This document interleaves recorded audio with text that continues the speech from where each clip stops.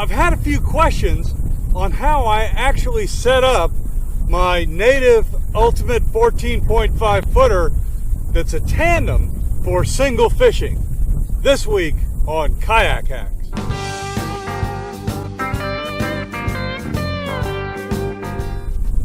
Well, the first thing you can see in terms of how I set up this tandem kayak is I only have one seat in here.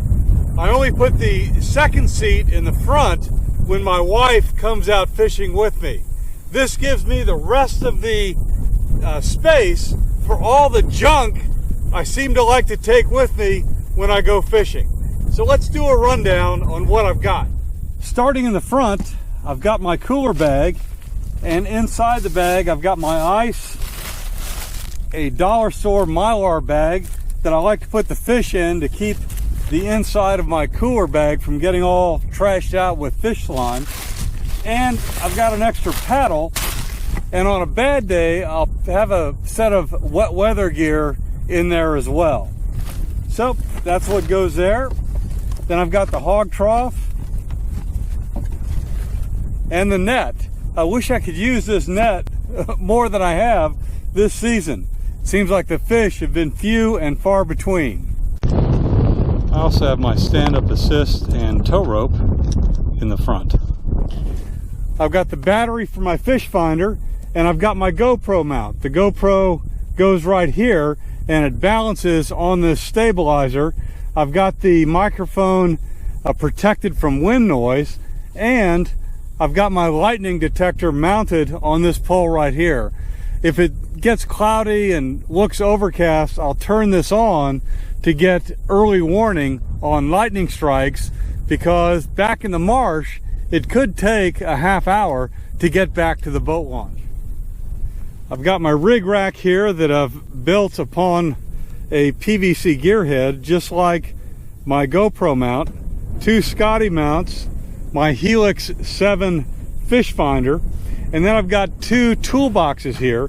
One has all my GoPro stuff in it, and the other has the fishing gear I use constantly.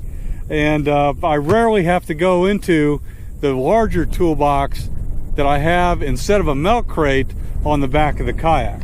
Looking down here, you see that I've attached pool noodles to the inside of my gunwales to give this native kayak more lift. In my rehearsals of what to do when I flip over, I discovered that I was rarely able to get it flipped and get all the water out and be able to get back in, which would mean that if I did flip, I would have to drag it to shore, empty the water there, and then get back in. In the seat area, I've got, since it's a hot day today, I've got my cold pack here that I sit on. This is pretty cool. You freeze this thing, and then it stays cold, and it'll last for a couple hours, maybe 3 or 4 hours, and keep me cool. The seat is protected with a pipe wrap over here, so I can rest my elbow on that and not have my elbow chafe when I'm reeling in. A Native sells this, what they call a captain's perch, that allows me to sit on top of the seat and gain a little elevation. On the other side, I've got my toolbar that I created out of PVC and Velcro, and I have my dollar store braid scissors, a pair of pliers, and a knife in there to use. In addition, I've got my quick release cleat right here, so I don't have to do the slip knot anymore. But this allows me to break loose of this and have it slide out from underneath my anchor trolley if I get into a situation where I need to cut loose from the anchor to go after a fish, or I get hung up in a current or some other obstacle on the bottom.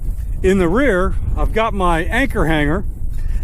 I like using this because my anchor float, which is pretty important to have if you have to cut loose from your anchor, will drip water inside this kayak.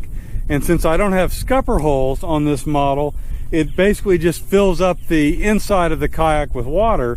So I like to have it being able to drip into the marsh instead of into my kayak. Then I've got my toolbox that has most of my gear. I've got my emergency beacon, I've got my GPS. These two lure boxes are bolted to the top of the toolbox so I can spin them out and get access to them a lot easier when I turn around in my seat. The inside of the box really has no surprises. I've got my fish call, gulp, a VHF radio for emergencies. I'm pretty protective of my life, so I actually have a backup beacon in here as well, first aid kit, and the other typical stuff you'd have in a box. I keep my cast net in the back, got the bait bucket right here. Usually that'll go in the front once I've got bait in it, and I'll hook up a baby bubbler to it to keep the bait alive. You can see some of the foam from the noodle board that I've wedged into the sides, again to give me more flotation if I end up flipping.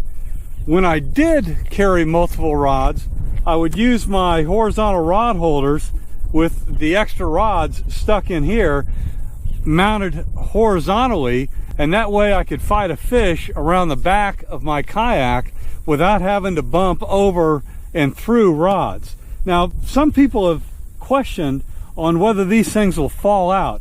Well, they won't fall out in normal use. If you're back in the marsh and you're in a tight place, yeah, the tip of these things are going to brush against the weeds, and you need to be careful that you don't lose them. But in normal operation, these work just fine. These aren't going to go anywhere, and if you were worried about that, you could attach a bungee around them and then hold them in tight. But I don't use this anymore because I use the nickel speed clip that allows me to change rigs and lures so fast that I can just get by with 2 rods. On the other side here, I've got a compass. Always good to know where north is, even though I've got my GPS back there. This is a quick reference. And I've got my stakeout pole. It's a little 5.5 footer. That's about all I need where I go, mounted right here. That's a quick overview on how I have my kayak rigged up. Appreciate any suggestions to make this more efficient or better. Put them in the comments below so we can all learn. Thank you very much. Take care.